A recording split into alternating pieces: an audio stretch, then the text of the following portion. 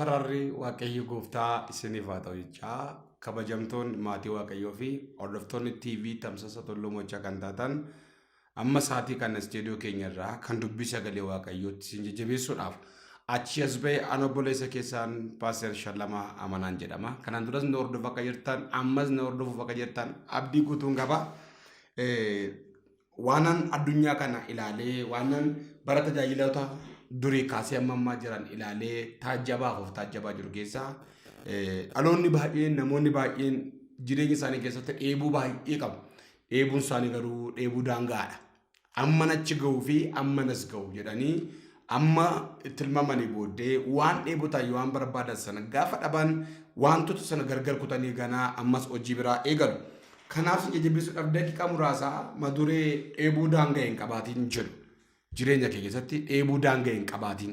Dheebuun kee amma itti fufee haa jiraatu. Sababa isaatu gaaffiin dhaloota addunyaa maraa kan inni deebii qabaatu gaafa Yesuus deebii lammaffaa dhufe waan ta'eef dheebuu amma gaafa Yesuus Kiristoos deebii dhufuutti hin dheebonne dheebochuun jalqabin jechuun barbaada. Kun naamsa gooti.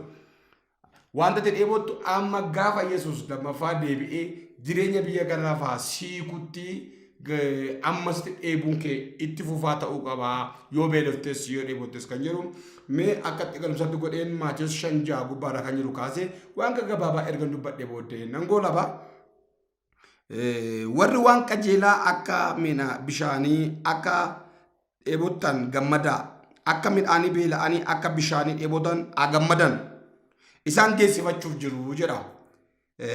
Warri waan qajeelaa akka midhaanii beela'an akka bishaanii dheebotan gammadan in arganne dheebochaa jiru in arganne barbaadaa jiru garuu malaa ta'an gammadan ergi ta'ee fi booddee gammadan jiru bakka abdiin isaanii fuuldura waan ta'eef ganaa argatu waan ta'eef waan dheebotan sana in arganna jedhanii waan yaadanii fi fuulli nama akkasii ifaadha.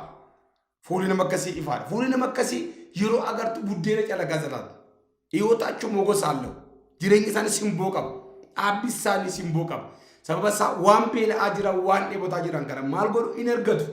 Innis waan qajeelaadha jechuun waan Waaqayyoon hin gaddisiifnedha. Waan Waaqayyoo jennedha. Waan Waaqayyoo kennuuf hin dinnedha.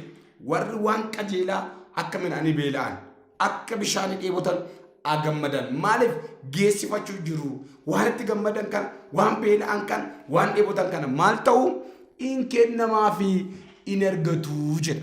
Kanaaf waan kana gabaabsee dubbachuudhaaf Maatiyos 7 rasa jiru kana dheebuun daanga'in qabaadhaa dheebuun daangoofne qabaadhaa kan hin jedhuuf dheebuu keenya bira garuu geenyu dheebuu akkaataa sadiin ibsuu hin dandeenye. Dheebuu jechuun barbaadu fedhuu isa jedhu kana Maatiyos 7 irratti maal jedha Yesuus itti fufee kadhadhaa isiniif kennamaa barbaadaa hin argattu balbala rukutaa isiniif banamaa jedha. Inni kun qabxii sadan kun key point isaan jennu kuni sadan isaanii kadhachuu barbaaduu rukutuu. Isa kana jechuun mata duree sadi jechuu miti. Waanum tokko waanum dheebochaa jirtu san isteeppii kana sadaniin bideemtee bira ga'uu jechuudha. Jabaadhu. Waaqayyo gaarii. Kanaaf jireenya keenya keessatti kadhadhu beela'uu dheebochuun nagoon jedhu kadhachuudha. Waan qajeela barbaadde san Waaqayyo hin qabaa Waaqayyo hin kennaa Waaqayyo namaa guuta waan ta'eef kadhachuudha.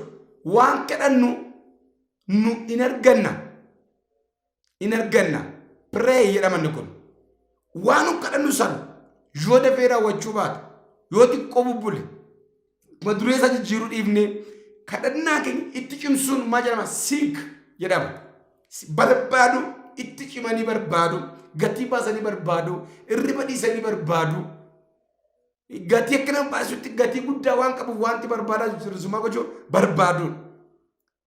Kanaaf erga barbaanne booddee maal ta'a in argattu jedha. Waan sana argatu geessifachuu jirtu nu jedhu suni inni kadhatu in kennamaaf inni barbaadu in argata. Eessa akka jiru eessatti akka bade maalitti akka bade inni sadaffaan nook yookaan rurrukutuudha. Sa'aatii dheeraa fudhatanii yeroo dheeraa fudhatanii itti deddeebi'anii amma waan barbaadan san argatanitti yaada ofii, jireenya ofii, laphee ofii, mul'ata ofiitti kennanii hirriba dhabanii gatii baasanii jibbamanii ari'atamanii haa ta'uu barbaadanii argachuudha. Kanaaf dheebuu keenya gargar kutuu dhiisnee kadhatnee dheebonnee rurrukunnee amma gaafa argannutti kadhachuudha. Maal dheebonna dheebuun keenya gargar cituu kan hin qabne sun maa inni dheebuu gargar cituu hin qabne jechuun waa kanatti dheebochuu qabdu waamicha keeti. Waamichi kee yeroo mara gargar cituu hin qabu.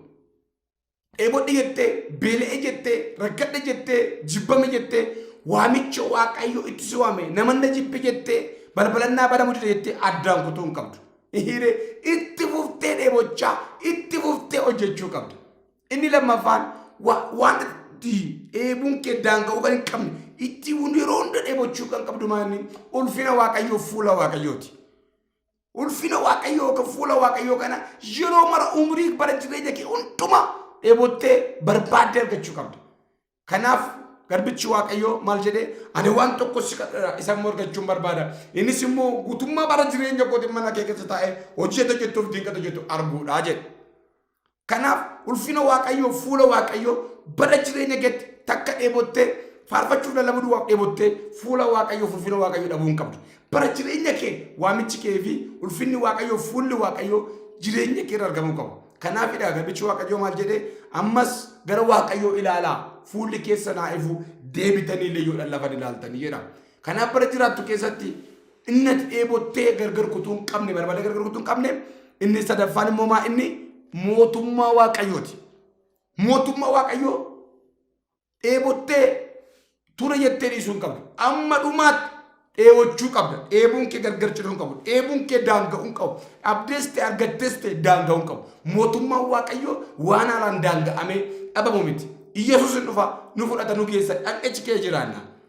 Inni arfaffaan kan nuti dheebonnee gargar kutuu hin qabne lammaffaa deebi'ee Yesuus Kiristoos. Gaafa ni deebi'ee dheebuun keenya lapheen keenya boqota. Gaaf sana nagaa godhanna. Kanaaf kabajamtoonni maatii waaqottatanii tamsaasa TV mo'ichaa hordofaa jirtan Shalom. Waaqayyo gooftaan ayyaana isiniif haa baay'isu. Dheebuu daangaa hin qabaatinaa. Waan kamiifu waan daangaa qabatan hin taa'inaa. Sammuu daangaa qabatan hin taa'inaa. Itti fufnee jiraanna. Yesuus hin dhufa. Waamicha keetti cimi. Fuula Waaqayyoo fuula Waaqayyoo arguutti cimi. Mootummaa Waaqayyoo kana akteedhaaf itti cimi. Lammaffaa dheebee dhufuun Yesuus rakkoo rabbiin si baasa waan ta'eef itti fufii kadhadhu baay'een isin jaaladha. Barumsa biraa walitti deebina. Shalom nagaa naa ta'a.